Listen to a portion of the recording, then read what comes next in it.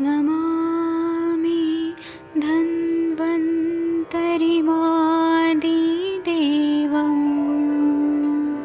सुरासुरैर्वन्दितपादपद्मम् लोके जरामृत्युनाशम्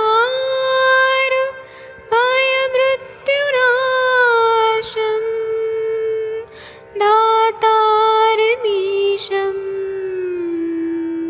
विविधौषधीनां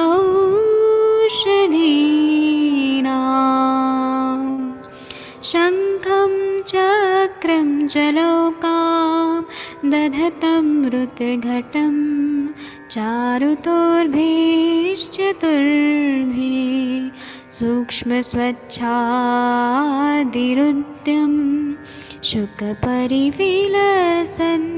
मौलिमम्भोजनेत्रम् कालाम्बोदोज्ज्वलाङ्गं कटितटविलसत् चारुपीताम्बराढ्यं वन्दे धन्वन्तरिन्तं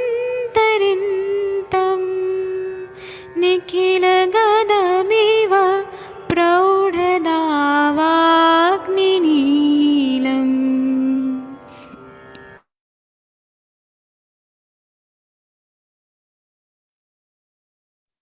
प्रणाम सभी लोगों को। मैं वैद्य अरविंद पाठक पुणे महाराष्ट्र से आप सभी लोगों का स्वागत करता हूं। सभी लोगों को कोटि कोटि प्रणाम करता हूं। आज हम लोग वात व्याधि निदान पढ़ रहे हैं माधव निदान में, और इसके लिए मैं आदरणीय नवीन जोशी सर को थैंक यू बोलता हूं कि उन्होंने इतना अच्छा प्लेटफॉर्म दिया, इतना अच्छा प्लेटफॉर्म दिया कि हम देखिए सुबह से शाम तक केवल आयुर्वेद ही पढ़ते रहते हैं। आयुर्वेद आयुर्वेद आयुर्वेद। और इसमें जो लोग भी मतलब जुड़े हैं वो लोग भी दिव्य आत्माएं हैं। सभी लोग श्रेष्ठ चिकित्सक हैं कि बस पढ़ाई के लिए हम बात करते हैं, केवल पढ़ाई और बाकी कुछ नहीं। तो इसी के तहत हम लोग पढ़ते हैं। तो पादहर्ष के लक्षण ये देखिए 63 नंबर का श्लोक है, आप लोग के स्क्रीन पे दिख रहा है। इसमें ऐसे आप लोगों ने ऐसा अनुभव खुद भी किया होगा और पेशेंट भी ऐसे आते हैं कि जब झंझनाहट हो जाती है, बहुत देर तक बैठे रहे, तो मराठी में बोलते हैं कि चीटियां काट रही है, मुंगिया येता है। ऐसे झंझनाहट जब होती है उसको हम लोग पादहर्ष बोलते हैं। इसमें ऐसे बोल रहे हैं कि हृष्यते चरणो यस्य भवेताम चापि सुप्तको पादहर्ष स विज्ञेय कफवात प्रकोपतः। मतलब कफ वायु के प्रकोप से पैर शून्य हो जाते हैं, बहुत देर तक बैठे रहेंगे ना तो ऐसा हो जाता है। उनमें झंझनाहट होती है, रोमांच भी होता है, इसे पादहर्ष कहते हैं। टीकाकार बोलते हैं कि पादहर्षम आह हृष्येत इत्यादि। हृष्यते हर्ष युक्तो भवता हर्षश्च रोमांच प्रायो अंतः शीतो झिणझिणी वत वेदना विशेष इत्याहु झिणझिणेति तू ना। यहाँ पे झिणझिणी हिंदी में हम लोग झंझनाहट ऐसे बोलते हैं, संस्कृत में इसको झिणझिणी न तू चिरानुबंधिनी केवल वात जेति भेद ऐसा बोला है। तो इसमें ऐसे बोल रहे हैं कि पादहर्ष के लक्षण कहते हैं हृष्यत इत्यादि। हृष्यते हर्ष युक्त अर्थात पांवों में झंझनाहट होती है। हर्ष का लक्षण कहते हुए कहते हैं कि हर्ष उसे कहते हैं जिसमें रोमांच अधिक हो और अंदर से पांवों में शीतलता प्रतीत हो और झंझनाहट के समान पीड़ा विशेष हो। केवल झंझनाहट तो चिरकाल तक नहीं रहती है और केवल वात प्रकोप से होती है, किंतु पादहर्ष चिरानुबंधी होता है। मतलब ये अगर थोड़ी देर के लिए रहे तो वो केवल वात प्रकोप रहेगा, लेकिन अगर यही बहुत देर तक रहे, बहुत देर तक रहे, तो इसको पादहर्ष बोलते हैं। चिरानुबंधी होता है पादहर्ष, और क्योंकि इसमें कफ और वात का प्रकोप रहता है, ये क्रॉनिक स्टेज में रहा। अगर अगर मैं भी बैठा रहा एक जगह बहुत देर तक, बैठे बैठे बैठे बैठे, या फिर कोई मूवी देख रहा है कंटिन्यू, 3-4 मूवी देख रहे हैं मूवी थिएटर में, तो उसको भी होने लगेगा। लेकिन वो थोड़ी देर तक रहता है, पैर सुन्न हो जाते हैं और फिर चलते टाइम ऐसे पैर में कुछ जान नहीं रहती है। लेकिन अगर यही कंटिन्यू बहुत देर तक रहे, चिरानुबंदी रहे, तो उसको पादहर्ष की संज्ञा मिल जाती है, एक वात व्याधि हो जाता है। इसमें बोल रहे हैं कि जिस पांव के मनुष्य के पांव में रोमांच होकर झंझनाहट हो और पांव सो जाए, एक तरह से बाध्यता आ जाए और अंदर से शीतलता हो, छूने में शीतल प्रतीत हो, उसे पादहर्ष कहते हैं। प्रायः देखा गया है कि देर तक पालती लगाकर बैठने से या पांव के बल खड़े रहने से पैर सो जाया करते हैं, उसमें बाध्यता आ जाती है, उसमें झंझनाहट प्रतीत होता है। और अधिकतर बैठने से साधारण के कारण से चिरकाल तक विद्यमान रहे तो पादहर्ष समझना चाहिए। मतलब बहुत देर तक बैठने से थोड़ा सा भी रहे और उससे क्रॉनिक स्टेज में जाए, अर्थात जरा सा परिश्रम करने से हो जाता है, तो उसे पादहर्ष बोलते हैं। अब इसके बारे में चिकित्सा क्या बताया है। पहले तो हर्ष मतलब क्या शब्द बताया, तो झंझनाहट, पिपलिका संचरण व वेदना, मतलब जिस तरह से चींटियां संचार कर रही हैं और चींटियां काट रही हैं, मराठी में बोलते हैं मुंगिया काटने, मुंगिया इन्हें ऐसे बोलते हैं, चींटी को मुंगी बोलते हैं यहाँ पे। इस व्याधि में उभय पाद में हर्ष यह लक्षण मिलता है। पाददाह में पित्तावृतवात रहता है, पाददाह जब हो रहा है तो पित्तावृतवात, लेकिन पाद हर्ष है तो कफावृत वायु रहता है। उभय पाद में हर्ष सुप्ति अर्थात स्पर्श ज्ञान हानि यह लक्षण भी होता है। चिकित्सा में बोल रहे हैं इस रोग में दीपन पाचन और कफग्न औषधियों का प्रयोग करना चाहिए। पाद स्थान पर वृक्ष संवाहन करना चाहिए और अवगाहन करना आवश्यक है। समीर पन्नग्रस्त इस रोग में सर्वोत्तम औषधि है, ऐसा बताया। तो आप लोग बताइए, आप लोग के पास ऐसे पेशेंट आते हैं तो आप लोगों ने क्या डायग्नोस किया है। सबसे पहले मैं कंचन मैम को बुलाना चाहूंगा, क्योंकि कंचन मैम का इतना ज्यादा एक्सपीरियंस है, इतना ज्यादा है कि क्या बताएं, तो मतलब जो सुनने लायक रहता है। प्रणाम सर। हाँ जी बताइए। सर ऐसे पेशेंट तो आते हैं। हाँ, हम स्वयं भी बहुत बार इसे अनुभव करते हैं। मतलब फॉर टेम्पररी, जैसे मैं अभी योगा करती हूँ बहुत बार, तो मैं बहुत बार अगर मैं पालथी मार के बैठ जाऊँ तो मुझे भी ऐसे होता है कि मैं जब पैर फिर से नॉर्मल करती हूँ तो मुझे वो झंझनाहट होती है, पर थोड़ा पानी डालने के बाद वो फिर से नॉर्मल हो जाता है। जैसे वो ये बचपन से सीखा है मम्मी से कि अगर आपको सुन हो जाता है पैर तो जस्ट पानी की छींटे डालो तो नॉर्मल हो जाता है, और सही में वो with in a second normal हो जाता है पानी डालने की वजह से। पर सर ये जो पाद हर्ष का जो है वो किसी व्याधि से अनुबंधित होके ही मुझे दिखा है अब तक। जैसे साइटिका का प्रॉब्लम है किसी में, या डिजनरेटिव स्पाइन का प्रॉब्लम है किसी में, तो ऐसे पेशेंट में ये जरूर मिलता है। पर ऐसे स्पेशली हाथ जो झंझनाहट है तो मैंने पैर की नहीं, वो पूरे जैसे हाथों की और पैर की ऐसे दोनों की देखी है, खाली पैर वाली नहीं देखी। तो बहुत बार पेशेंट, अभी ये सीजन जैसे वायु का वात वृद्धि का चल रहा है ना, इसमें अभी भी मैं 2-3 पेशेंट मैंने देखे कि वो बोल रहे थे पूरे हाथों में और पैरों में झंझनाहट होती है। तो उनके एक्सरेज वगैरह मंगाए थे, पर किसी में ऐसे डिजेनरेटिव चेंजेस नहीं, मतलब जैसे 30 और 40s की लेडीज थी मोस्टली, जैसे पानी में हाथ डालना हो रहा है या फिर कपड़े धोना हो रहा है, इनमें ये ज्यादा मिलता है। और यहाँ पे ये कंप्लेंट करते हैं कि झंझनाहट बहुत देर तक रहती है उनको, मतलब ऐसे नहीं है कि थोड़ी देर रही और फिर गायब हो गई, ऐसे नहीं होता है। इनको ये कंटिन्यू चलती है। हाथों वाली जो है कार्पल टनल सिंड्रोम जैसे जिसे डायग्नोस करती है एलोपैथी, उनमें भी हाथों वाली मिलती है सर। पैरों वाली जैसे मोस्टली मैंने जैसे बोला ना अभी कि साइटिका वाला प्रॉब्लम है या कि कोई व्याधि है उसे स्पाइन रिलेटेड, और उन पेशेंट में मुझे ये ज्यादा मिला है सर। जी सर। जी, और आकांक्षा मैम कुछ आप बताइए, या प्रशांत भट्ट जी, आप लोगों का क्या एक्सपीरियंस है, ऐसे पेशेंट आते हैं आपके पास।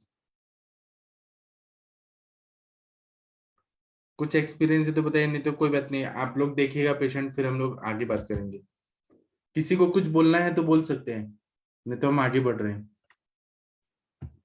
इसमें फिर है अंश शोष और अवबाहु के लक्षण। इसमें ऐसे बता रहे हैं कि अंश देश स्थितो वायु शोषयेत संबंधनम, शिरा शिरश्चाकुंच तत्रस्थो जन्य देव बाहुकम। कंधों में स्थित वायु जब कुपित हो जाता है, अब देखिए वायु ही, ये वात व्याधि ही हम लोग पढ़ रहे हैं, वायु अलग अलग जगह पे क्या क्या कुछ कर रहे हैं, तो यहाँ पे रुक्ष गुण बढ़ रहा है बहुत ज्यादा। तो रुक्षता जब बढ़ती है तो वहां पे सूखना ऐसा सिम्टम आ जाता है। आप लोगों ने देखा होगा कि वायु की वजह से कपड़े भी जो रहते हैं वो वायु की वजह से सूखते हैं। तो शरीर में जब वायु रहेगा, एयर मॉलिक्यूल्स रहेगा, और वायु का खुद का गुण है रुक्ष, परुषता, अक्षरता, तो यहाँ पे कफ को ये सुखा दे रहे हैं, इसीलिए अंश शोष ऐसे सिम्टम आ जाते हैं। यदि कंधों की नसों को संकुचित कर देता है तो उसे अवबाहु कहते हैं। अब टीकाकार क्या बोलते हैं, अंशेत्यादिना श्लोकार्धे नांशोक्षः केवल वातज उच्यते, अंश बंधक कारकः श्लेष्मा अंश बंधना, एतदनंतरम अंश शोषम जन्यत इति शेषेति कार्तिक। मतलब अंश शोष के लक्षण क्या बता रहे हैं कि अंशेत्यादि, अंश देश स्थितो वायु, इत्यादि श्लोकार्थ से अंश शोष का लक्षण कहते हैं, जो केवल और केवल वातजन्य होता है। अंश को बांधने वाले श्लेषक कफ जो रहता है, श्लेष्मा जो रहती है, उसको अंश बंधन कहते हैं। इसके बाद यहाँ पे श्लेष्मा को सुखा दिया जाता है। जब श्लेष्मा कफ सूख जाता है तो अंश शोष नाम का रोग कर देता है। यदि श्लोकार्थ के पश्चात अंश शोषम जनित ऐसा पाठ जोड़ दिया जाए तो लक्षण पूरा हो जाता है, ऐसा आचार्य कार्तिक का मत है। स्कंद प्रदेश में रहने वाला वायु जो है, अंश संधि में रहने वाला असंबंध अर्थात कंधे के श्लेष्मक कफ को तथा वहां के स्नायु को सुखा देता है। स्नायु जो टेंडन्स और लिगामेंट्स हैं, स्नायु और कंडरा, उनको भी सुखा देता है, इसलिए इसको अंश शोष कहते हैं।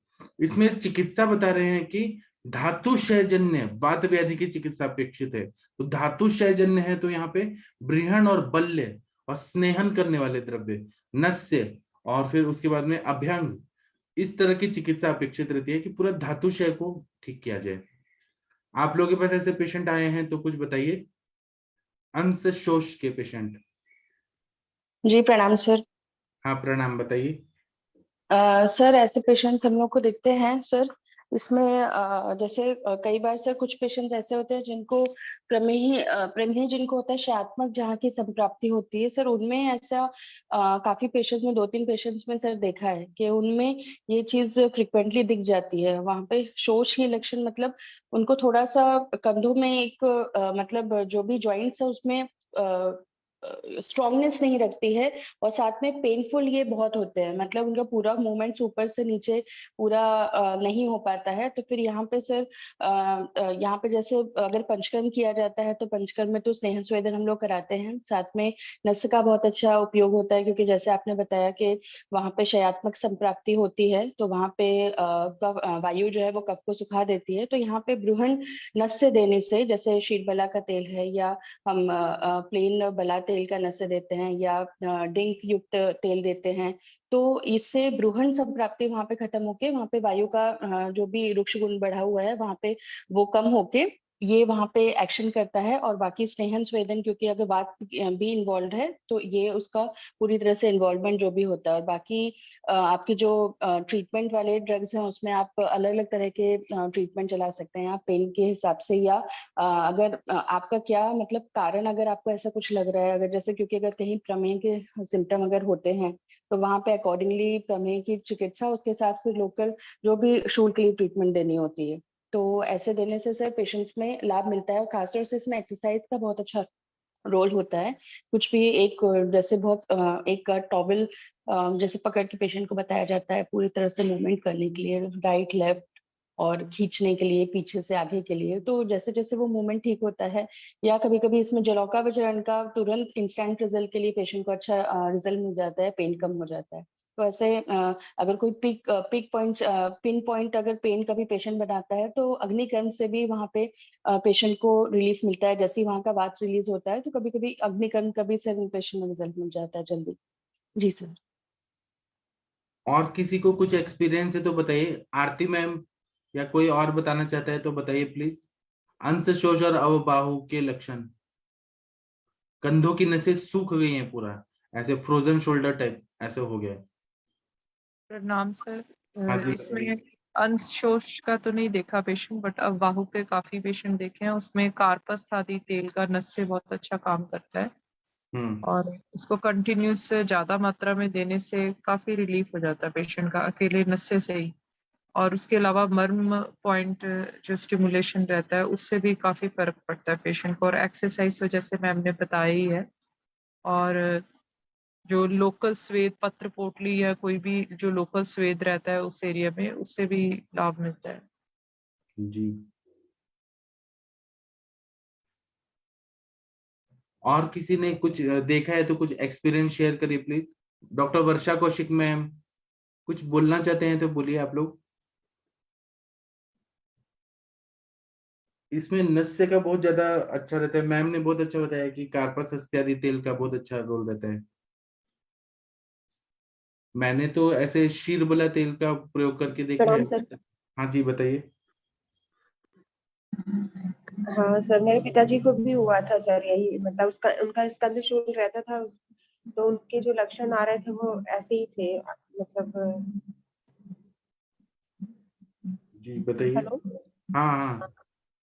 तो उनको बस यही शमन औषधि ही दी है, क्योंकि वो दूर थे तो नसें वगैरह तो नहीं कर पाई, और स्नेहन के लिए बोला था तो वो कभी कभी कर पाते थे, तो फिर भी ठीक हो गया वो 2 महीने में। महायोगराज गुग्गुलू और अपना वात गजांकुश रस और आसना सप्तक कषाय अश्वगंधा कैप्सूल, बस इतना ही दिया था, इतने में ठीक हो गया। पूरा हाथ वगैरह पीछे भी नहीं ले जा पा रहे थे, उठा नहीं पा रहे जी, तो आपने कैसे मैनेज कैसे किया? थे। सर बस यही समन औषधियां ही दी हैं, और सरसों के तेल से उनको मालिश करवाया था, वो कि मतलब स्नेहन थोड़ा सा हल्के हाथ से करके, और अब पूरा नहीं स्वेदन हो सकता था तो गर्म पानी ऊपर डाल डाल के नहाते टाइम, तो उतने में स्नेहन स्वेदन हुआ बस। जी ठीक है। और किसी को कुछ एक्सपीरियंस है तो बताइए प्लीज। गंगवार सर कुछ बताइए, कंचन मैम, तापस जी, विकास कुमार जी, प्रशांत भट्ट जी, कुछ बोलिए आप लोग भी। अगर नहीं बोलेंगे तो मैं आगे बढ़ूंगा। प्रणाम सर। हाँ जी। हाँ सर, ऐसे बहुत पेशेंट मिलते हैं। एक मेरी पेशेंट याद आ रही है मुझे, जैसे कि उसको डायबिटीज भी था। वो क्लिनिक में जब आई थी तो उसको जो मैंने वो पेन की कंप्लेंट कर रही थी राइट हैंड में। तो मैंने जस्ट बोला था कि हाथ ऊपर करके दिखाना दोनों भी। तो उसको जैसे लेफ्ट हैंड जैसे पूरा ऊपर कर रही थी वो, पर राइट हैंड बिल्कुल आधा ही ऊपर जा रहा था। और फिर बोल रही थी कोई कोई पोजीशन में, जैसे वो कोम्बिंग बालों को अच्छे से ये कर रही है तो उसको करने नहीं होता था। कोम करने नहीं होता था, कपड़ों के बटन्स वगैरह लगाने नहीं होते थे, ग्लास पकड़ने में थोड़ा सा तकलीफ होता था। तो जैसे मैंने मर्मो पॉइंट्स स्टिमुलेट किए हैं उसके पूरे। तो उसे विद इन अ सेकेंड उसका हाथ पूरा नॉर्मल, दोनों भी हाथ ऊपर करना उसको आसान हो गया था। उसे मैंने कंटिन्यू करने बोला तो अभी भी वो एक बार बीच में आई थी।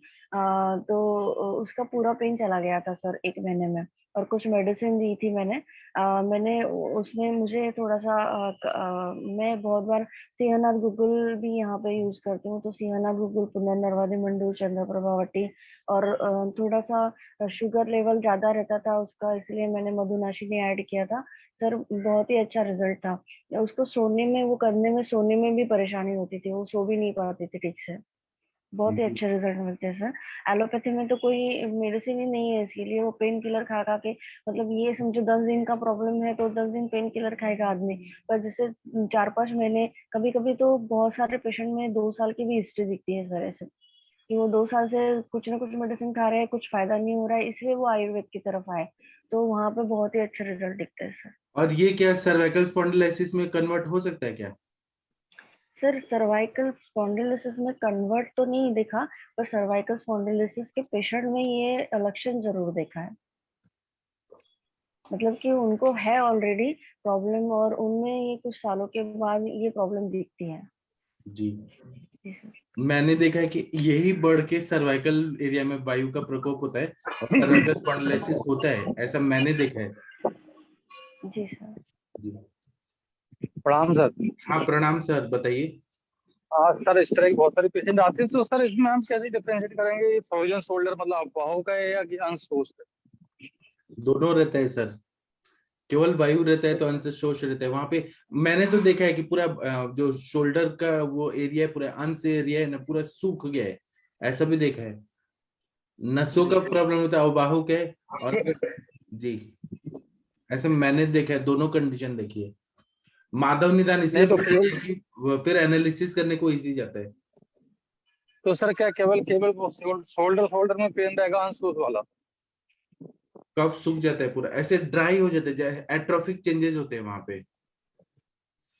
कंधा जो है ना ऐसे सूखने जैसा लगता है पूरा, अंश प्रदेश। एट्रोफिक चेंजेस कैसे बोलेंगे हम, सूख जाता है पूरा। जी सर।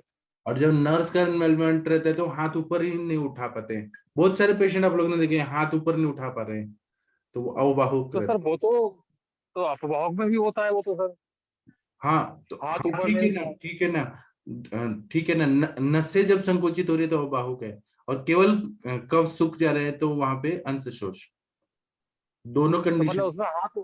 उसमें हाथ ऊपर उठता रहेगा सर अनसोच में?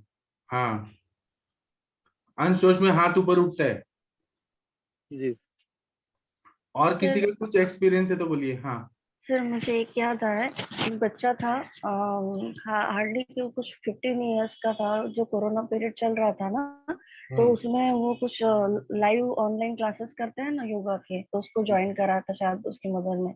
वो करने के बाद उसने कुछ तो भी कोई ऐसे आसन कुछ किया था कि वो उठने के बाद में उसको चक्कर आके वो धड़ाम से गिरा। तो बाजू में कुछ ग्लास की विंडो या कुछ था, तो उस पर लग के वो गिर गया था। तो सर उसके हाथ में ऐसे ही हुआ था, वो बिल्कुल हिला नहीं पा रहा था, और फ्रैक्चर नहीं था वो, पर वो डॉक्टर ने उसको पूरा हाथ ऐसे बांध के रखने के लिए बोला था। तो इसे बोल सकते हैं क्या सर हम अंशशोष, क्योंकि अंदर कुछ भी डिफॉर्मिटी नहीं थी उसकी, हाँ, लेकिन एक्सरे एकदम ड्राइनेस तो नॉर्मल। आया था ना, सूख गया था, हाँ, एट्रोफिक चेंजेस। हाँ तो इसे हम बोल सकते हैं अंशशोष पे, है ना? बराबर बराबर। जी सर। और मेरे बहुत ही पास अभी अच्छा। जी सर आप ये पढ़ाते हो ना, तो मतलब हम तो देख, मैंने तो पेशेंट देखे हुए होते हैं, पर मुझे पता नहीं होता है कि ये इसको हम ये क्या कहते हैं। तो आप ये बहुत ही अच्छा क्लियर कर देते हो sir, thank you so much. हाँ, मैं एक और चीज बता रहा हूँ, फिर गंगवार सर आप बोलिएगा। इसमें दोनों में देखिए क्या बोल रहे हैं। अंशशोष व्याधि में अंश फलकास्थि और उसके नजदीक के भाग में स्नायु शोष ये लक्षण मिलता है, मतलब वो पूरा सूख गया है। स्नायु शोष होने पर भी अंश संधि में विकृति नहीं होती है, केवल वो सूख जाता है, संधियों में कुछ नहीं हो रहा है, पूरा मसल्स वहां पे सूख गए। एक ये कंडीशन। दूसरा है अवबाहु, उसमें अंश प्रदेश स्थित वायु का प्रकोप होकर उस प्रदेश की स्थित सिराओं का वायु द्वारा संकोच हो जाता है। इस व्याधि को अवबाहु कहते हैं, मतलब सिराओं का भी संकोच हो रहा है वहां पे, और नर्व्स का भी इन्वॉल्वमेंट है। और वहां पे ये हो रहा है कि हाथ उठा ही नहीं पा रहे हैं। कुछ विद्वानों के अनुसार अंश शोष और विश्वाची ये दोनों व्याधि एक ही रुग्ण में एक साथ हो जाते हैं, तो उसे अवबाहु कहते हैं। और इसमें विश्वाची की तरह चिकित्सा करना चाहिए। कफ का शोष कैसे पहचानेंगे और वात का प्रकोप में, जैसे वही वात का फ्रोजन शोल्डर जब रहता है, हाथ ऊपर ही नहीं उठ पाता है, सर जो अभी आपने और पढ़ा वहां ना पे स्पेसिफिकेशन, स्पर्शा सत्व रहता है, हाथ भी नहीं ऊपर उठा पा रहे हैं। वहां पे शूलवत क्रिया हो रही है, सशूल क्रिया, क्रिया अल्पता, क्रिया हानि, रोगी हाथ ऊपर नहीं उठा पाता है, ऐसे जड़ता भी रहती है, जड़ता। जड़ता भी रहती है। हाँ सर वो जो स्कैपुलर रीजन का भी आपने पढ़ा ना, वैसे केसेस तो मैंने किसी को स्टेनोक्लोइडोमास्टोइड अगर डिस्ट्रॉय होता है तो बैक साइड में एक नर्व होती है, वो डिस्टर्ब होने के बाद में उनका स्कैपुला गिर जाता है। तो वहां पे मैंने कार्य क्षमता, कार्य हानि देखी है, शोष देखा है। दूसरा जो पेशेंट मेरे पास में एक लेफ्ट मैस्टेक्टोमी के बाद में ब्रेस्ट कैंसर की 3rd स्टेज केस आई थी। उसको 2 मंथ्स वगैरह दिए थे सर, कल मेरे पास में 6 मंथ्स के बाद का फॉलोअप है। She is doing very well. उसका भी वो लेफ्ट साइड का शोष था, लेकिन वो कैंसर के पोस्ट सर्जरी आया था, तो मैंने उसको भले ही वात गजांग कुछ दिया था और बाकी के कांचनार वगैरह के साथ में, लेकिन फिर वो यहाँ पे क्या होगा, अववाहु नहीं होगा ना, वो अंश शोष ही होगा ना, क्योंकि अंश उसका शोष लेफ्ट होगा। हैंड। हाँ अगर उसको ये अंश शोष शुरुआत का स्टार्टिंग फेज है, और ये सर बाद उसको में और नस्य ज्यादा के, क्रिया क्रिया हाँ अल्पता हो रहा है, तो वहां पे फिर अवबाहु का विश्वाची हो रहा है। सर मैंने ऐसे ही दिमाग, क्योंकि उसको कन्नड़ा आता था, मुझे नहीं समझता था, तो मैंने उसको नस्य दिया था। उसके बाद में कुछ एक्सरसाइज करवाई थी, उसके बाद में वो हाथ उठा पा रही थी।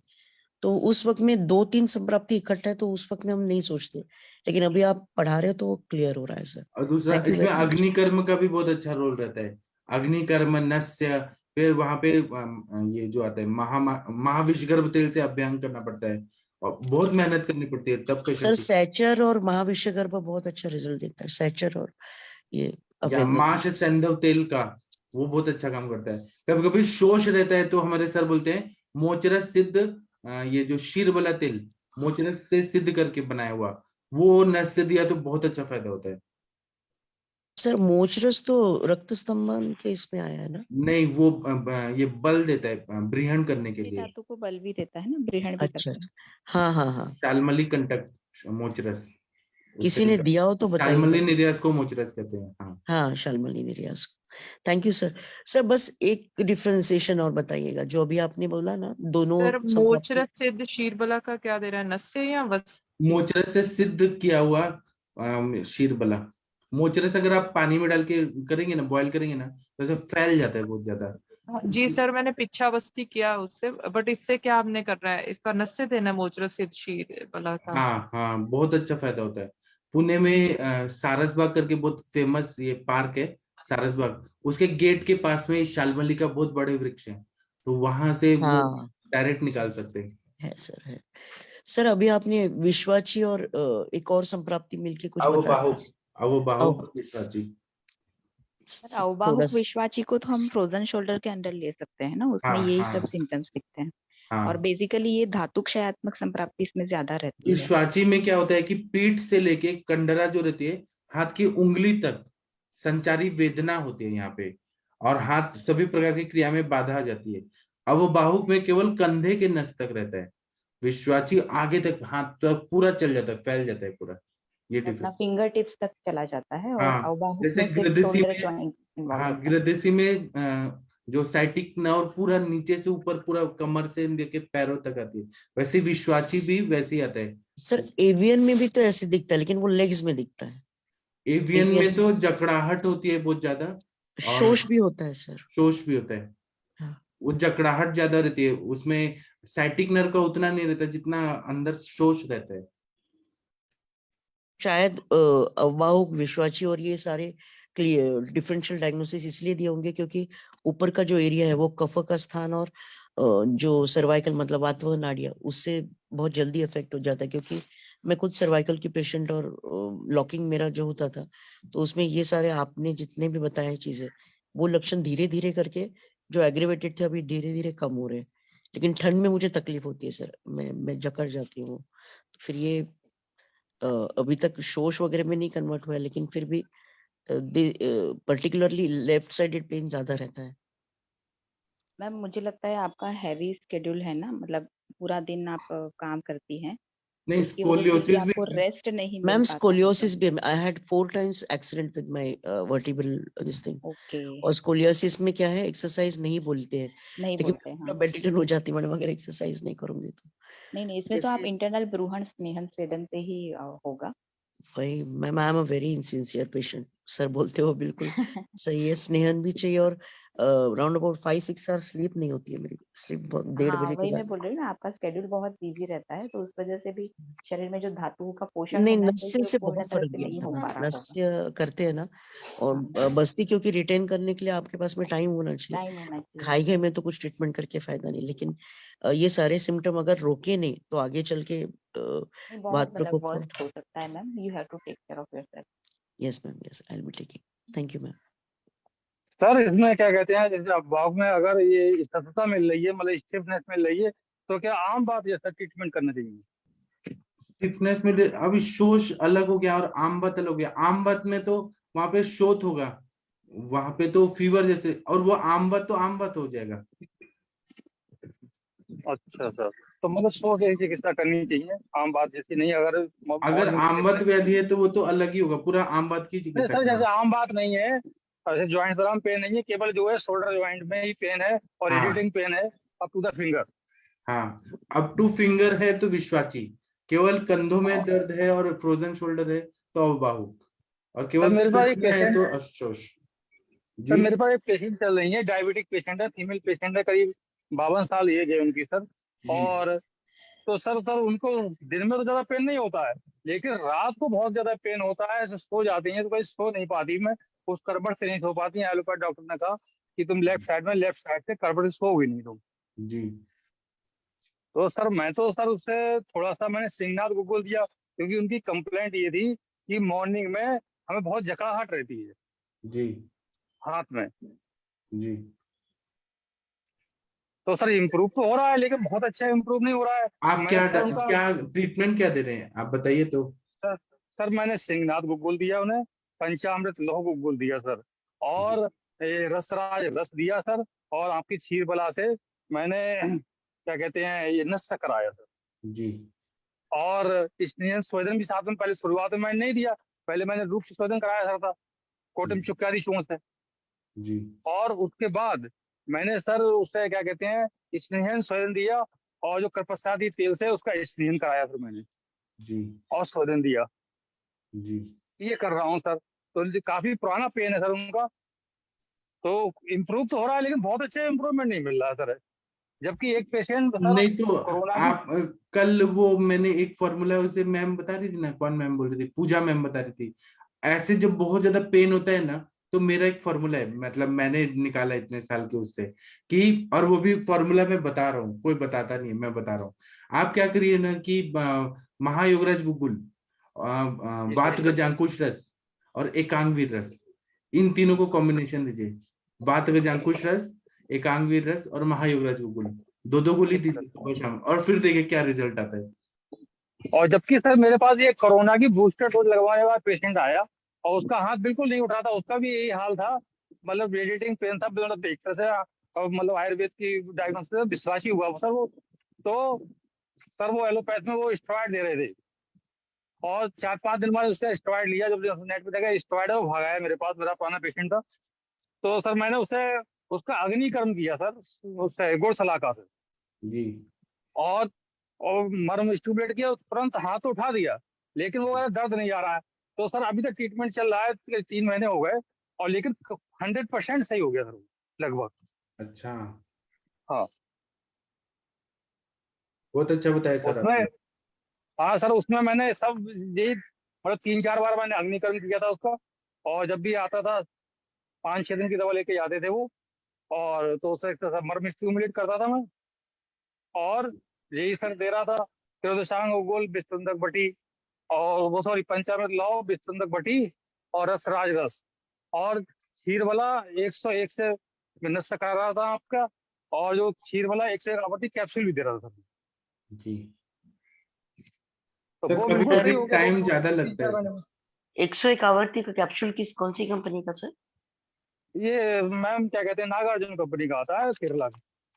अच्छा जी सर, ये जहाँ पे सबसे आपने जो फॉर्मूला बताया वो तो फॉर्मूला मैं अब यूज करूंगी, क्योंकि अलग अलग यूज करती हूँ, लेकिन उसके साथ में मैं मतलब बहुत पेनफुल कंडीशन में, और अगर वो वातिक इससे रिलेटेड है तो मैं पंचतिक तक घृत गुगुल भी यूज करती हूँ, और जो पेनफुल साइड है वहां पे वेदन करती हूँ मैं 26 नंबर से। तो इंस्टेंट पेन, अगर वो कैंसरस संप्राप्ति नहीं है, डायबिटिक नहीं है, तो ये ठीक है कि गलत है सर? ठीक है ना, जैसा पेशेंट का कंडीशन रहता है वो आप खुद युक्ति से कर सकते हैं। हाँ। मैम वेदन आपने कहाँ बताया? मोस्ट मैम पेनफुल जो भी पेनफुल साइट रहती है मैम, मैं वहां पे वेदन क्योंकि हाँ एक्चुअली मतलब जो मतलब मेरे पढ़ने में आया है कि जो अग्निकर्म होता है ma'am, that we do at most painful point. मतलब जो भी पेशेंट अगर बताए कि मैडम यहाँ पे बहुत पेन हो रहा है, उस पॉइंट पे आप अगर करना चाहें तो आप उस पे अग्निकर्म कर सकते हैं। लेकिन मैडम मैंने वेद कर्म के पॉइंट सब अलग अलग बताए गए हैं। तो मोस्ट पेनफुल पॉइंट जहाँ पे है, वहां पे मर्म जो भी है वो बहुत ध्यान से करके उसके बाद विद्य कर्म वहां पे करना चाहिए। मैडम हाँ, मतलब ये मर्म अगर आप जी मैम। पक्के हैं तो मर्म का प्रॉपर पॉइंट ही लेती हूँ, लेकिन अगर बहुत पेनफुल है, क्या होता है मैम, जो ये कंडीशंस रहती है ना, back pain, lumbar scoliosis and spondylosis, उसमें बहुत सीवियर मेन बोन रिलेटेड जो भी पैथोलॉजीज है, वो सीवियर पेन की वजह से पेशेंट हमारे पास में नहीं टिकता, क्योंकि उसको पेन किलिंग चाहिए होता है। तो इसकी वजह से मैंने ये किया एक्चुअली गोप्टे सर की इसमें बहुत हम ये करते थे, तो मैंने माइग्रेन के इसमें भी मैडम वेदन किया हुआ है, अपांग प्रदेशी, और वहां पे बहुत छोटा सा रहता है, 3 बार या 4 बार, लेकिन पेन रुक जाता है। कुछ जगह पे हम वेदन मतलब दाह कर्म नहीं, अग्निकर्म नहीं कर सकते, इस वजह। अगर नी जॉइंट है, एंकल जॉइंट है, या जैसे मेरा कंडीशन है कि मेरा टिश्यू इंजरीज हील नहीं हो रहा है, बहुत जल्दी सूजन आती है क्योंकि काफी भागा दौड़ी हो रही है, तो फिर वहां पे मैं दहन कर्म वगैरह या रक्त मोक्षण कर सकती हूँ। लेकिन जहाँ नहीं है, साइट्स जैसे छोटा बेबी है, या फिर एंकल ही है, पर्टिकुलरली बैक पेन है, या कोई पर्टिकुलर वर्टिब्रा है, वहां पे सूजन और डिस्क बल्ज मालूम है हमें कि सीवियर कंडीशन है, या कॉर्ड कंप्रेशन है, कॉर्ड कंप्रेशन का पेन बहुत सीवियर होता है मैम, लिटरली पेशेंट कराता है, रोता है, और वो बस्ती के लिए नहीं रेडी है, तो फिर आप कर सकते हो, उससे पेन ओके मैम। रिलीफ। या जी मैम। मैं मैम लेप आप भी कौन से करती हूँ नंबर मैम। की निडल से कराते हैं वेदन? 26 मैम, जो छोटी इवन इंसुलिन निडल अगर आपके पास राइट में है राइट। तो उससे भी होता है।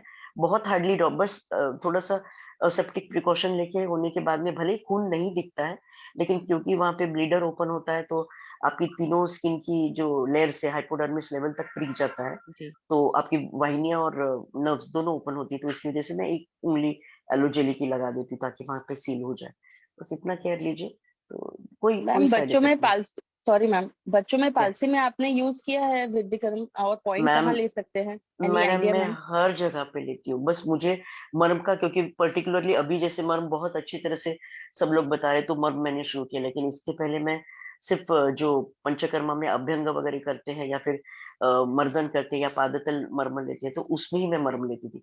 पर्टिकुलरली कुछ पॉइंट में मुझे डर लगता है कि अगर गलत कर दिया है तो कोई ये नहीं होना चाहिए। अदरवाइज मैं छोटे बच्चों में खास करके मेरे लिए इंस्टेंट रिजल्ट गिविंग के लिए तो मैंने लेप, प्रदेह, जो अवगा है और वेदन है मैडम, इसके ऊपर बहुत ज्यादा मेरा ये रहता है। मैडम वो सिर्फ सेरेब्रल कितने पाल्सी बार का बोल पंक्चर रहे हैं? करना रहता है मैम? जी हाँ सर, जी, सेरिब्रल पालसी का।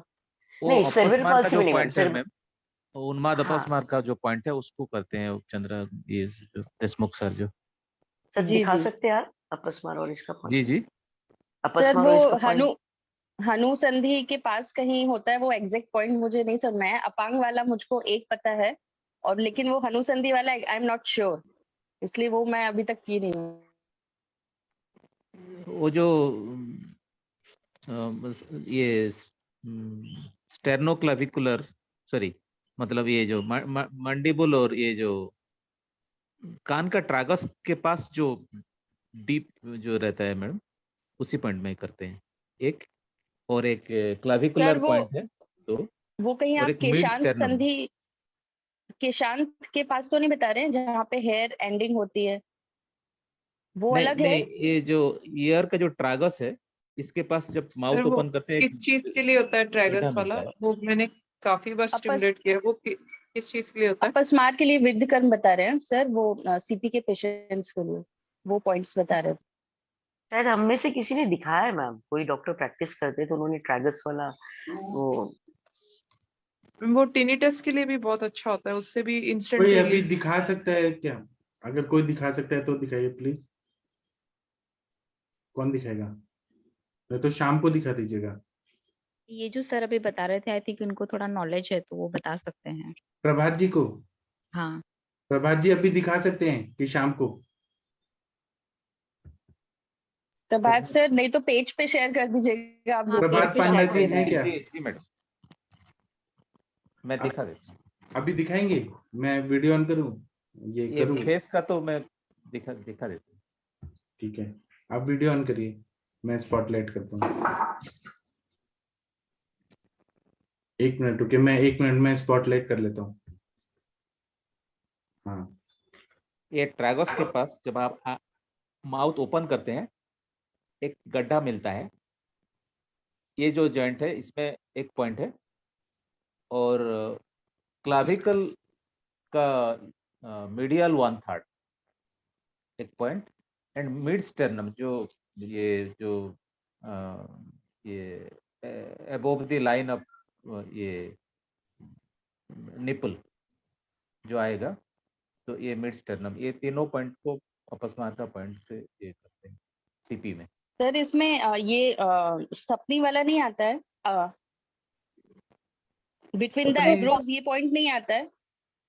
ये मैं देख के बताऊंगा मैडम, मैं ठीक नोट है यार किया वो हूँ। तो, श्रृंगाटक में मैडम ने दिखाया था ना, शशि तिवारी ने मैडम ने उस दिन, नहीं तो नहीं, दोनों। एक्चुअली सर सर अपस्मार के पॉइंट्स बता रहे हैं ना, तो वो मैं कंफर्म करी थी कि अच्छा, बिटवीन द आईब्रो जो अपांग वाला ये जो होता है, ये इसमें आता है कि नहीं आता है, ये मैं कंफर्म करना चाह रही थी। मैं आना चाहिए बताऊंगा मैम, मैडम क्योंकि देख। ये शिरोमर्म ठीक है के सर। है ना, तो आना चाहिए। तो बहुत यहाँ ही पे सर आइडिया चाहिए। वेदन करते हैं, मर्म भी करते हैं क्या?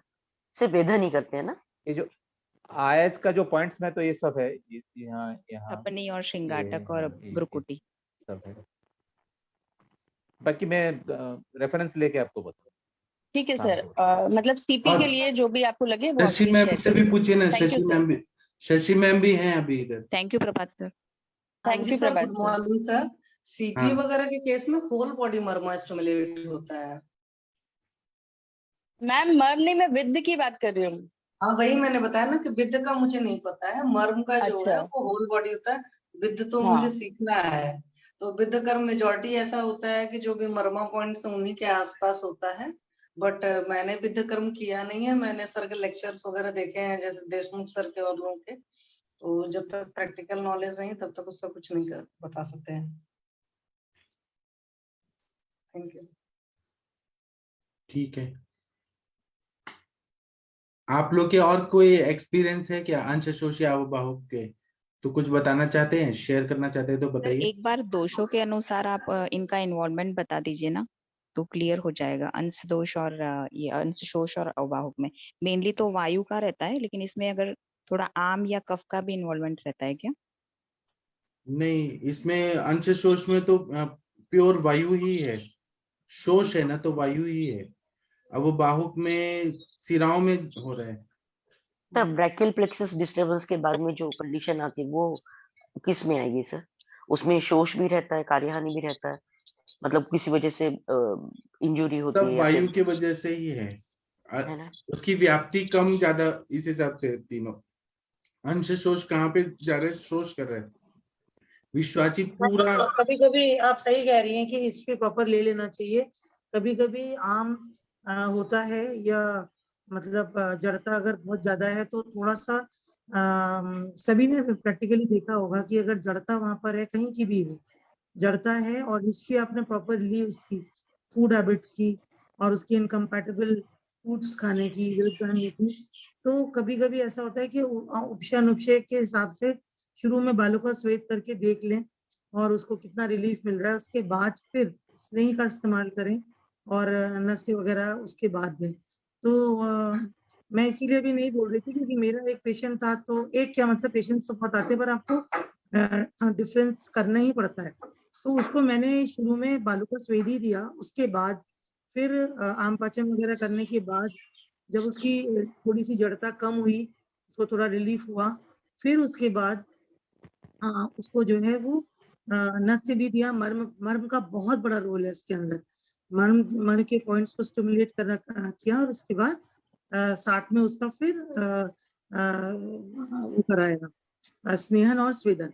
तो पेशेंट के दोनों हाथ मतलब मर्म के बाद भी काफी हुए और उसमें दोनों कंधे बिल्कुल सूखे थे। और लॉन्ग हिस्ट्री, जितनी भी लॉन्ग हिस्ट्री क्रॉनिसिटी होती है, उतना थोड़ा सा समय लंबा लग जाता है उसको ट्रीट करने। जी मैम, आपने बिल्कुल सही बताया। मर्म का तो इसमें बहुत अच्छा रोल है। अंशफलक मर्म है, ये अपना पीछे वाला जो ग्रीवा के मर्म है, वो सारे मैंने भी फ्रोजन शोल्डर में यूज किए हैं। मतलब इंस्टेंट रिलीफ मिलता है और इसमें आम की संचिति रहती है, क्योंकि जहां तक मैंने केसेस देखे हैं आजकल के जमाने में कोई भी प्योर वात के केसेस या प्योर कफ के केसेस ऐसे नहीं आते हैं, क्योंकि उपशय अनुपशय हमेशा पेशेंट्स में रहता ही है। तो इसलिए मैं पूछ रही थी कि इसमें वात के साथ कफ का या आम का अनुबंध तो कफ रहता ही और है। आम रहेगा तभी तो फ्रोजन शोल्डर। हाँ आप सर, एक्सरे देखेंगी तो वहां पे पूरा फ्रीज हुआ है, फ्रीज स्तंभ हुआ है। बहुत ज्यादा होता है। मैम जो ये अभी सर बता रहे हैं ना, जैसे फ्रोजन शोल्डर तो बिकॉज इट इज जो पेशेंट है उसी में देखा है, लेकिन पर्टिकुलरली मेरा जो कंडीशन है किसी और को नहीं बता सकती। तो हम जब दोनों नेक के पीछे उंगली लेके जाते हैं तो जो नेक मस सर्वाइकल का C4 और C3 है, उसके बीच की नर्व अगर स्टिमुलेट करते हो, और सबसे मेन इंस्टेंट रिजल्ट मिलता है आपके लॉकिंग ऑफ शोल्डर को, जब वो आप हॉट फॉर्मेंटेशन देते हो या कंधे के 2 पॉइंट्स और गर्दन के 2 पॉइंट्स अगर दबाते हो। वो मेरे बेटे को मैंने सिखा दिया, because I don't get time तो बाहर जाके करना या किसी से करवाना उसके लिए ट्रीटमेंट, लेकिन इंस्टेंट रिजल्ट मिलता है अगर हॉट फॉर्मेंटेशन मिलता है तो, या फिर आप नस से लेते हो तो वो नसें खुलती है ma'am. Literally you feel that your shoulders have become lighter. Otherwise वहां पे सूजन वगैरह भी रहता है। तो ये शायद बात की वजह से ही होगा, टिपिकल बात की वजह से होगा। बिल्कुल। और इसमें एक विदुर मर्म का भी आप साथ में स्टिमुलेशन कराएं। और सर ने, नवीन सर ने बताया था, ये पीछे के जो मतलब ग्रीवा के मर्म है, मुझे इसका नाम नहीं पता, मैं बता सकती हूँ लेकिन नाम नहीं पता है। शशि मैम मैं शायद आपको बता दिखा दें। सकती हूँ, लेकिन वो करेक्ट है कि नहीं मालूम। मैंने मेरे बेटे को भी सिखा दिया और मैं जैसे खुद वहां हाथों पे को, मेरी फिंगर, हाँ हाँ वही हाथों को लॉक करके फिर पीछे की साइड, नेक के पीछे की साइड हम स्टिमुलेशन हाँ करते हैं। हाँ और हाँ जो मैम, अगर आप बेस दिखा ऑफ, सको तो दिखा दीजिए ना प्लीज। नहीं मैं मैम अच्छे से बता रही। मैं आशा मैम ये कर रहा हूँ। त्रिकाटिका मर्म बोलते हैं ना उसको। हाँ त्रिकाटिका, राइट, अभी याद आया, त्रिकाटिका मर्म। उसका कोई स्टिमुलेशन दिखाना बहुत चाहता है अच्छा तो इफेक्ट दिखाइए। देता है। कोई दिखाना शशि चाहता है तो शशि दिखाइए। मैम दिखा सकती है तो दिखा दीजिए। किसके केस में? Frozen shoulder? मैम सिर्फ सर्वाइकल फ्रोजन शोल्डर नहीं। स्पॉन्डिलाइटिस, फ्रोजन शोल्डर सभी में मैम, हाँ जो हम शिरोमर्म जो सारे बताते हैं ना, वो बता नहीं, दीजिए बैक एक बार। के जैसे मर्म है तो बैक के तो काफी कम है, मैं बता देती हूँ। बैक के नहीं मैम, ग्रीवा के और शिर के जो मर्म वो बोल हाँ रहे हैं। सिर के मर्म दिखा अंशफलक देती हूँ। वगैरह तो सबको पता ही है। हाँ तो ग्रीवा के मैम नेक रीजन में तो जो करते हैं मेनली अंश और अंश विदुर फलक वगैरह। करते हैं, हाँ है ना। मैम को स्पॉटलाइट कीजिए ना सर, वो बताएंगे। तो दिखाई देंगी तब ना। ठीक है सर, अभी हम सॉल्व करेंगे। हाँ जी actually morning ma'am. Good morning ma'am, good morning everyone. देखिए ये वाला तो अंश मर्म है जो आप बिल्कुल 90 डिग्री पर रहता है और इसको आप 45 डिग्री पर करते हो। तो 45 डिग्री पर जाने पर आपका सेकंड फिंगर जहां पर जाता है आप उस पॉइंट को दबाते हो। तो दिस इज योर अंश मर्म। ओके ठीक है। हाँ जी मैम। आप इसको 90 रख रहे हैं और इसको 45 करके जहां पर आपका सेकंड फिंगर जाएगा मीन्स ये चीज जो गया ये पॉइंट आपने किया तो ये क्लेविकल के लेटरल जाता है और ऊपर के साइड में जाता है। तो इस पॉइंट को आप दबाते हो, ये अंश का है। और जो पीछे का मर्म स्टिमुलेट करना होता है तो उसके लिए गोमुखासन करते हैं। तो गोमुखासन से आपके ये दोनों पीछे के यहाँ का जो मर्म है और इधर वाला जैसे जहां पर आपको शाबाशी देते हैं तो वो मर्म स्टिमुलेट होता है गोमुखासन से। पार्श्व और पृष्ठ पे है ना। वो बृहति मर्म है बृहति हाँ, मर्म। बृहति हाँ मर्म वही मैंने बताया ना, पार्श्व प्रीति पृष्ठ जो पे। है वो पीछे से है। तो बराबर पीछे जब आप करते हो ये देखो पीछे से आप नहीं आ पाएगा, ये चीज है ठीक है। जी मैम। करेक्ट, अंश फल का स्थिति पर आ रहा है। तो ये दोनों मतलब उस तरीके से नॉर्मली भी वैसे भी गोमुखासन करते हैं जैसे डायबिटिक वगैरह पेशेंट्स के लिए गोमुखासन होता है। गोमुखासन में आप एक एक बार में 30 सेकंड रुक जाइए। और गोमुखासन सही तरीका तो ये होता है कि आप बैठ गए तो जो पैर आपका ऊपर है गया वो वाला बाजू आपका ऊपर होता ऊपर है होना चाहिए। ना। हाँ जी। तो गोमुखासन में ख्याल रखना चाहिए तो सर ने ये बताया था। और हाथ के तो सारे मर्म आप लोग को पता ही होंगे, हाँ है ना। कुरपर आणी कुरपर संधि हाँ हाँ पता है। तो मणिबंध। जैसे कुरपर ये हो गया, आड़ी उर्वी ये हो गया, अंश ये था। और क्या बोलते हैं इंद्रवस्त मणिबंध है। हाँ इंद्रवस्त। हाँ हाँ सही बताया। ये तलहृदय हो गया, ये कुर्च हो गया, ये कुर्च सिर हो गया। उच्च तलहृदय शीर। मतलब सेकंड फिंगर जहाँ टच करी दिस इज शुक्र पर्व दैट इज मतलब कुर्च हो गया। ये जहाँ पर नीचे आया कुर्च सिर हो गया। उच्च शीर। ये आपका क्षिप्र। क्षिप्र मर्म हो गया ठीक है। ये आपका सेकंड मणिबंध। फिंगर से और मतलब थंब लगाकर करते हो दैट इज मणिबंध हो गया। ये 4 अंगुल नीचे जो है 4 अंगुल नीचे ये आपका इंद्रवस्ती हो गया। और फिर एक एक अंगुल इसके जो मीडियल लेटरल कोंडाइल के नीचे जो आ गया पार्ट नीचे मतलब डाउनवर्ड की तरफ दिस इज योर कुरपर मर्म हो गया। फिर इधर में टर्मिनोलॉजी में थोड़ी डिफरेंस मुझे आ रहा है, उर्वी है ऊपर है कि आड़ी ऊपर है। आणी है। आणी है। आड़ी हो गया और उर्वी हो गया। 4 अंगुल पर, 4 अंगुल पर आड़ी, 4 अंगुल पर उर्वी और उसके बाद आपका अंश हो गया। अंश फलक में क्यों मिस कर, अंश फलक एक्चुअली अंश फलक कोई मर्म नहीं है, अंश फलक तो स्कैपुला का नाम है। ओके हाँ अंश फलक वो स्कैपुला का नीचे नेम है लेकिन स्कैपुला उसको जो मर्म का का ही ब्लेड नाम है दिया ना, स्कैपुला ब्लेड लोअर साइड उधर एक हाँ। मर्म रहता है पर वो हाँ, तो हमें हाथ पे नहीं आता है जब पीछे। उसके लिए जैसे गोमुखासन जब आप करते हो तो आपका अच्छे से एक्टिवेट हो जाता है। और कोई और अगर दबाना चाहेगा ना तो फिर उसके लिए अलग है। जैसे हाँ। मतलब पेशेंट है, पेशेंट का आपको दबाना है तो ये पार्ट है और ये पार्ट है। उसके ठीक है? नीचे लास्ट टिप रहता है ना स्कैपुला उसके वही तो उसके कह रहे हैं, मिडिल में एक मीडियल में है और एक लेटरली है। हाँ हाँ ये वो पॉइंट नहीं दिखता पता है था। लेकिन ये बहुत और पेनफुल मैम पॉइंट वो होता है। सर्वाइकल में त्रिकाटिका करते हैं, हाथ मैम ऐसे करके त्रिकाटिका पीछे और अंश फलक सर्वाइकल में भी करते हैं। करते हैं। मैं करती हूँ हाँ मैम, रोज मेरा त्रिकाटिका करते हैं दुखता है मैम। ना सर्वाइकल में, इसलिए वो वो उससे जैसे नहीं आराम मैम आता है। दोनों अंजलि हैंड्स मैम को आपका त्रिकाटिका दिखाइए दोनों आप कैसे दोनों करते हैं। हाथ की उंगलियों को फंसा के गर्दन के फंसा पीछे के फिर करते हैं ना। गर्दन के पीछे करते हैं ना वो वाला मर्म। नहीं वो नहीं नहीं ये मैम, गौमुखासन नहीं ये सर में करते हैं गोमुखासन नहीं मैम। मैम। दोनों हाथ की उंगलियों को फंसा के गर्दन के पीछे करते हैं। और इंडेक्स ये वाला हाँ हाँ ये हाँ वाला ये मैम, वाला ये ये कौन एग्जैक्टली सा मर्म है। अच्छा ये ये वो त्रिकाटिका पेशेंट को वाला है। नहीं करा रहे त्रिकाटिका है ना। त्रिकाटिका मैम, ये सर्वाइकल में इसका बहुत अच्छा रोल है। सर्वाइकल में बहुत अच्छा हाँ, रोल है ये सही जैसे है। बाबा रामदेव की ये वाला बताते हैं है ना, वो अपना अलग सा बताते हैं। तो उसमें नहीं मैम होता वो है जो कि अभी क्रिकाटिका जैसे दिखाया मेरे ना ईयर मैम, की प्रॉब्लम है, मेरी आईज में भी एक तरफ वाली आईज वो कर रही है। मैम तो ऐसा नहीं करती ना वो, तो ऐसा उंगली उंगली थंब से दबाते हैं ये दोनों पूरा हाथ। आपने ले लिया मैम, नहीं ऐसे नहीं सिंपल सी वैसा बात है। वैसा नहीं, खड़ा हो पीछे पीछे ऐसे खड़ा करते हैं। हाँ, मतलब उनका जो थंब का पोर्शन रहता है ना वो हाँ जाता है पॉइंट ये के देखो ऊपर आप ऐसे और ऐसे जो ऐसे उंगलियां ऐसे रहती हैं वो सपोर्ट नहीं करती नहीं है। वैसा नहीं, नहीं ये है। रॉन्ग है, ऐसा नहीं है। हाँ, एक खड़ा खड़ा करते हैं हैंड्स। हमको है ना नीचे की तरफ रखते हैं मैम, उंगलियों को ही सिर्फ ऐसे जिसे लॉक मालूम करके है वो रखते दिखा हैं। दीजिए ना मैम, जिसको भी मालूम है वो दिखा दीजिए। मंगला मैम आप दिखाएंगी क्या? चलो आप थैंक यू दिखाओ, Shashi ma'am, thank you. Welcome ma'am. लेकिन ये वाला कैसे भूल रहा है और क्या गलत हो रहा है मुझे नहीं समझ आ रहा। मैडम हम सब पेशेंट है, इसकी वजह से मैम नेक्स्ट विनीता मैं मैम दिखा दिखा रही है, देती विनीता हूँ, मैम दिखा नवीन रही है। ने सिखाया है हाँ जी मैम प्लीज दिखाओ। मैम। ये फिंगर ऐसे फंसानी है, ये हाँ जी, हाँ गर्दन जी। के पीछे रखनी है, और ये वाला एरिया होता है, उससे यहाँ जो बोन्स होती हैं कान के पीछे वो प्रेस करनी होती है। इसको ऐसे रख के और ये ऐसे करना है, और ये ऐसे ऐसे करना है इस तरह से। राइट। ये वाले एरिया से प्रेशर देना होता है मैम। कान के पीछे यहाँ पे होती है ना बोन्स, उस पे यहाँ पे फिर ये चीज है देखो, ये तो ऐसे ही तो आएगा। ये ऐसे करेंगे मैम, और ये वाले एरिया से प्रेशर देना होता है।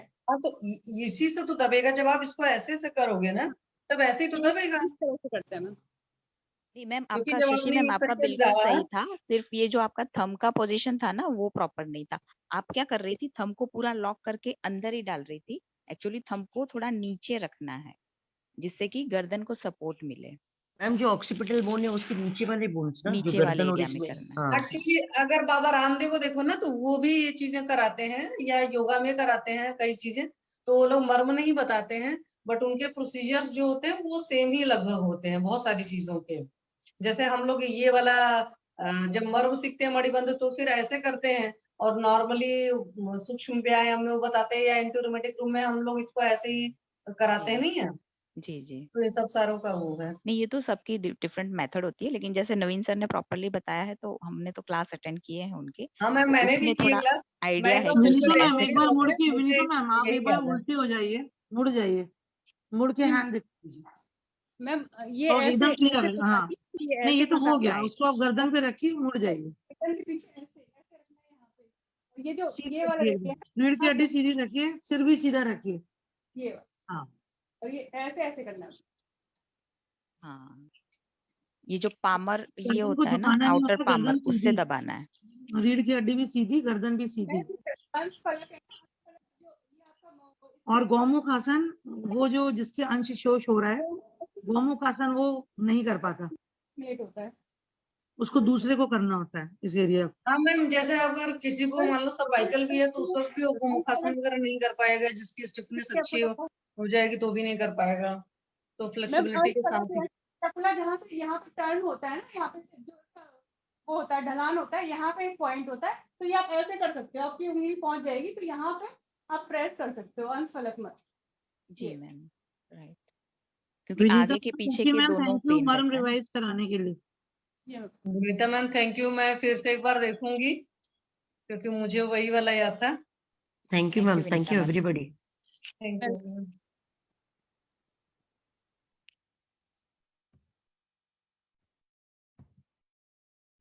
तो हम थोड़ा ब्रेक ले लेते हैं, ब्रेक के बाद फिर मिलते हैं। थैंक यू सभी लोगों का।